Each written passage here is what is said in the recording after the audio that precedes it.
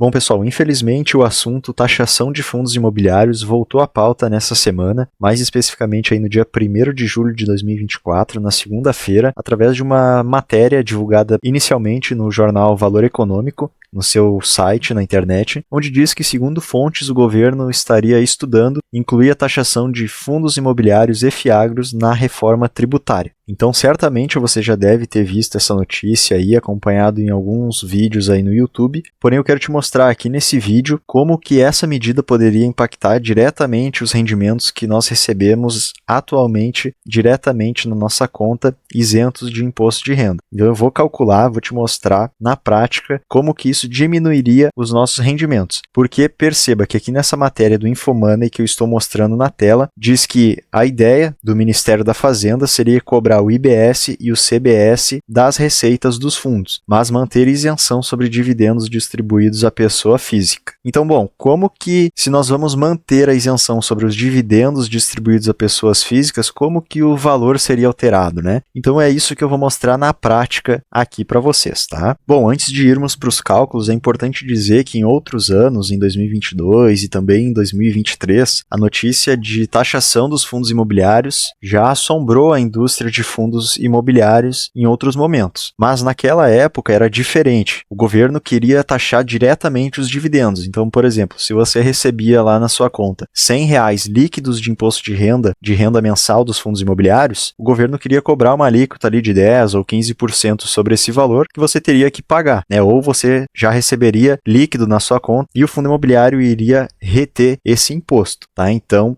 perceba que ao invés de você receber 100, você iria receber 85 ou 90 reais, dependendo da alíquota do imposto. Atualmente, o governo ele quer taxar, cobrar imposto sobre a receita do fundo imobiliário. O fundo imobiliário ele tem um galpão, ele aluga para uma empresa e recebe aluguel. Sobre esse aluguel, o governo quer cobrar um imposto. Beleza? Então, pessoal, agora vamos lá para o Excel para a gente fazer os cálculos e mostrar como que isso poderia afetar os nossos rendimentos de fundos imobiliários que a gente recebe atualmente. Bom, então aqui eu vou fazer dois cálculos. O primeiro deles sem a cobrança de imposto e o segundo admitindo que seria cobrado uma taxa de 15% a título de imposto para o governo, beleza? Bom, então o que nós temos aqui no fundo? Nós temos a receita. Vamos colocar aqui receita. Vamos supor que essa receita seria de R$100 mil. Bom, R$100 mil, o que mais que nós temos depois disso? Nós temos as despesas do fundo. Então as despesas vamos estimar aqui que seriam algo em torno de R$20 mil. Bom, dessa forma, pessoal, a gente encontra o lucro do fundo imobiliário. Então, nós temos que fazer a receita menos as despesas e aí a gente encontra qual foi o lucro do fundo imobiliário. Vamos lembrar que o fundo imobiliário ele é obrigado a distribuir 95% do seu lucro para o cotista no semestre. Então, o lucro a distribuir que esse fundo aqui teria é de 80 mil vezes 95%. Nesse caso, esse fundo aqui em questão que nós estamos fazendo a nossa análise teria que distribuir um lucro de R$76 mil.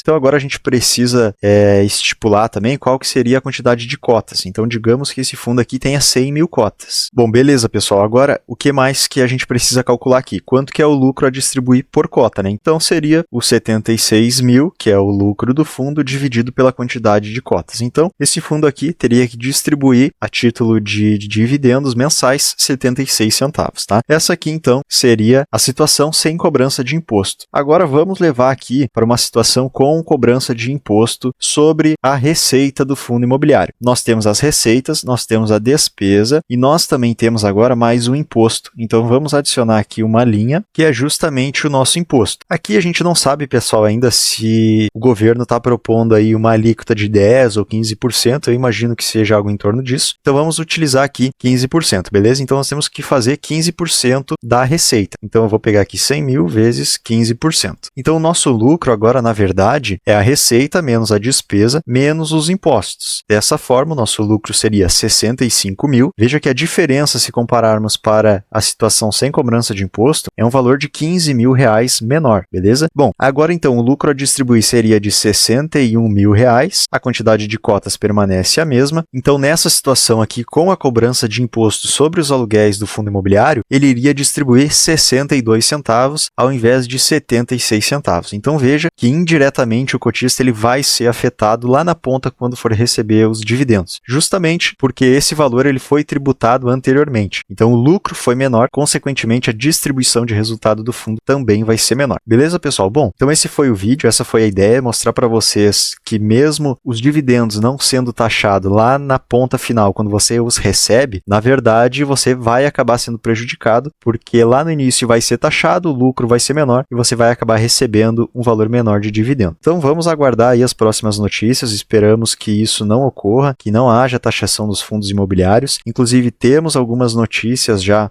que são boas, né? Os parlamentares que estão envolvidos no grupo de trabalho da reforma tributária já disseram que os fundos imobiliários não seriam prejudicados, né? Nós tivemos aí alguns parlamentares falando que a renda não seria impactada, mas fica meio subjetivo porque eles podem taxar os aluguéis e aí lá na ponta, quando você for receber os dividendos, você já vai receber um valor menor. Eu trago só para finalizar o vídeo uma matéria aqui da Suno que diz que a nossa indústria de fundos imobiliários e fiagros teve uma vitória parcial, que foi o quê? Provavelmente os fundos de papel e os fiagros não serão tributados, mas ainda precisamos esperar mais notícias sobre os fundos de tijolo. Bom, pessoal, então esse foi o vídeo, espero que tenham gostado, espero que tenham entendido aqui essa explicação. Deixe nos comentários aqui o que você acha sobre isso, se caso a taxação passasse a acontecer de fato, se você continuaria investindo em fundos imobiliários, ou então se você iria para outra classe de ativos, deixaria de lado os fundos imobiliários, e se inscreva aqui no canal para não perder os próximos vídeos, beleza? Então um abraço e até os próximos vídeos. Espero você lá.